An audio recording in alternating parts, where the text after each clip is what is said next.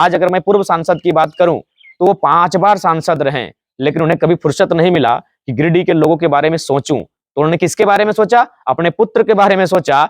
खुद 5 बार के सांसद और अपने पुत्र को टुंडी से विधायक लड़वा। अब बात करते हैं वर्तमान सांसद की। लगभग 3 बार शायद विधायक रहे, उसमें एक टाइम पीरियड में या 2 बार मंत्री भी रहे। आज वो सांसद हैं, लेकिन उनको भी चिंता किसकी हुई? अपनी धर्मपत्नी की। उनको रामगढ़ से विधायक बना दिया। इसीलिए मजबूरी में, मैं दिल से कहता हूं, ईमानदारी से कहता हूं, ये लोग मजबूरी में 2-4 काम किए हैं। अगर मजबूरियां नहीं होती और ये लोकतांत्रिक भारत नहीं होता, और जिस पर मीडिया आज हमसे सवाल पूछते हो, सवाल करने वाला भारत नहीं होता, ये अगर राजाओं का भारत होता तो ये पूछते नहीं जनता को। अगर हम गिरिडीह में बेहतर काम करेंगे और गिरिडीह के लोगों के लिए वहां जब काम होगा, तो हजारीबाग के लोग अपने एमपी से सवाल करेंगे कि जब गिरिडीह वाला बंदा कर सकता है तो आप क्यों नहीं कर सकते हैं? जयराम जी, आप अपने भाषणों में पिछले 2 साल 2.5 साल से मैं देखा हूँ, सुना हूँ कि हर एक जो नेता मंत्री विधायक रहे हैं, आप हमेशा टारगेट किए हैं, उनको बोले हैं कि वो भ्रष्ट हैं, चोर हैं, लूटते हैं, उसने शोषण किया है झारखंड को। नेता है, नेता के नाम से यानी शोषण हो रहा है।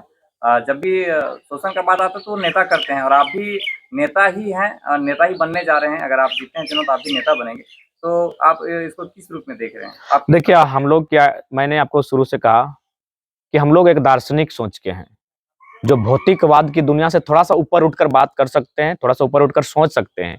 इसीलिए जो जो चीजें हमें लुभा सकती हैं, लुभाने के लिए क्या है? महंगी महंगी गाड़ियां, महंगे कपड़े, महंगे खान पान, महंगा लाइफ स्टाइल, तो वो हमें लुभा नहीं सकते हैं, क्योंकि हम लोग दार्शनिक सोच के हैं। मैं आपको बता रहा हूं, जब मैं बहुत कम उम्र का था तो मैं अपनी नानी से सवाल पूछा करता था कि नानी, क्या एक दिन सब मर जाएंगे? क्या हम सभी एक दिन मर के इस दुनिया से चले जाएंगे?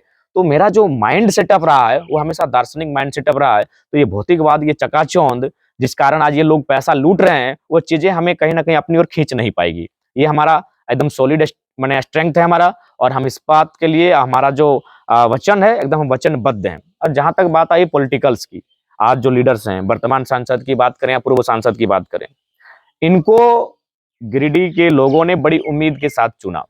अब ऐसा नहीं कि उन्होंने काम नहीं किया, बिल्कुल किया है। हर गांव में, हर एक प्रखंड पंचायत में इनके बोर्ड आज भी हैं, लेकिन वो सड़क का बोर्ड है, वो किसी जल मीनार का बोर्ड है, वो किसी योजना का बोर्ड है। अरे भाई, उससे ऊपर होता है कि आप हमारे भविष्य के बारे में क्या चर्चा की। अगर सड़क ना रहे, हमारा जीवन यापन हो सकता है, लेकिन अगर हमारे पास रोजगार का साधन, हमारे पास खेती बाड़ी ना रहे, तो शायद जीवन यापन नहीं होगा। तो उस पर इन्होंने क्या चर्चा किया? हमारे फ्यूचर को लेकर इन्होंने क्या चर्चा किया? आज अगर मैं पूर्व सांसद की बात करूं तो वो 5 बार सांसद रहे, लेकिन उन्हें कभी फुर्सत नहीं मिला कि गिरिडीह के लोगों के बारे में सोचूं। तो उन्होंने किसके बारे में सोचा? अपने पुत्र के बारे में सोचा। खुद 5 बार के सांसद और अपने पुत्र को टुंडी से विधायक लड़वा दिए, हालांकि सेकंड स्थान पर रहे। यानी उनको चिंता किसकी है? अपने पुत्र की है। 5 बार का सांसद रहने के बाद भी कई सैकड़ों गाड़ियां उनकी कोयल्स माइंस में चलती हैं, उसके बाद भी उनको चिंता है अपने पुत्र की। अब बात करते हैं वर्तमान सांसद की। लगभग 3 बार शायद विधायक रहे, उसमें एक टाइम पीरियड में या 2 बार मंत्री भी रहे। आज वो सांसद हैं, लेकिन उनको भी चिंता किसकी हुई? अपनी धर्मपत्नी की। उनको रामगढ़ से विधायक बना दिया। इनको चिंता करनी थी झारखंड के भविष्य के बारे में, लेकिन उन्होंने चिंता किसके लिए किया? अपने परिवार की, और अपनी पत्नी को भी वहां से विधायक बना दिया। तो भाई, ये चीजें तो बता रही हैं कि कहीं ना कहीं अपने स्वार्थ के प्रति कार्य किए हैं। हाँ, कुछ कार्य इनकी मजबूरियां हैं।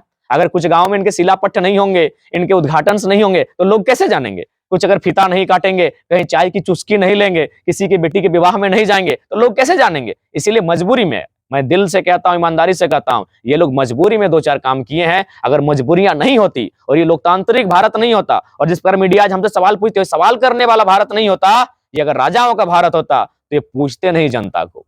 आज सोच सकते हैं, 5 बार का एमपी, लेकिन चिंता है बेटे की। 3 बार विधायक, 1 बार एमपी, और चिंता है पत्नी की। तो इसीलिए मैंने कहा, ऐसा नहीं इन्होंने काम नहीं किया, लेकिन जितना काम करना चाहिए था उतना नहीं किया। इसलिए अब इस गांव से, इस राज्य से अगर नेतृत्व करेगा तो ऐसे पढ़े लिखे युवा नेतृत्व करेंगे, जो स्वार्थ की राजनीति नहीं करेंगे, जो सर्वजन के हितार्थ की राजनीति करेंगे। एक सवाल और है, आपने अपने भाषण में कहा था कि हम एक ऐसे कॉलेज का निर्माण करेंगे जहां पे हम फ्री शिक्षा देंगे, वहां पे पैसा नहीं लगेगा। अगर आप ऐसा सोच रखते हैं तो बहुत अच्छी सोच है, पर हमारे पूरे झारखंड में 3.5 करोड़ लोग हैं। अगर आप कहीं व्यवस्था देते हैं ऐसे, तो पूरे झारखंड के लोग वहां पे आ जाएंगे। नहीं, देखिए, फिर आप पॉसिबल नहीं है। उसके लिए सीटें होंगी, उस क्षेत्र के लिए प्राथमिकता होगी। देखिए एक बात बताइए, अगर पूरे झारखंड के लोग चले जाएंगे फिर वो अपने एमपी को भूल जाएंगे ना, वो अच्छा काम किया है बुरा काम किया है। अगर हम गिरिडीह में बेहतर काम करेंगे और गिरिडीह के लोगों के लिए वहां जब काम होगा तो हजारीबाग के लोग अपने एमपी से सवाल करेंगे कि जब गिरिडीह वाला बंदा कर सकता है तो आप क्यों नहीं कर सकते हैं। रांची वाला गिरिडीह का उदाहरण देगा। तो इसलिए वो जो कार्य होगा जिस लोकसभा से हम चुनकर जाएंगे उस क्षेत्र के लिए कार्य होगा। हाँ, जब हम लोग राज्य की राजनीति में आएंगे, जब सरकार में अगर हम लोग सरकार का अंग बने तो उस समय राज्य के बारे में हितार्थ की बात होगी। देखिए सबका एक सीमा होती है। अगर कोई मुखिया बनेगा तो बताइए वो पूरे प्रखंड को खुश थोड़ी रख सकता है। तो ये चीजें प्रैक्टिकली बात होनी चाहिए और प्रैक्टिकली बात होने की आवश्यकता ही है।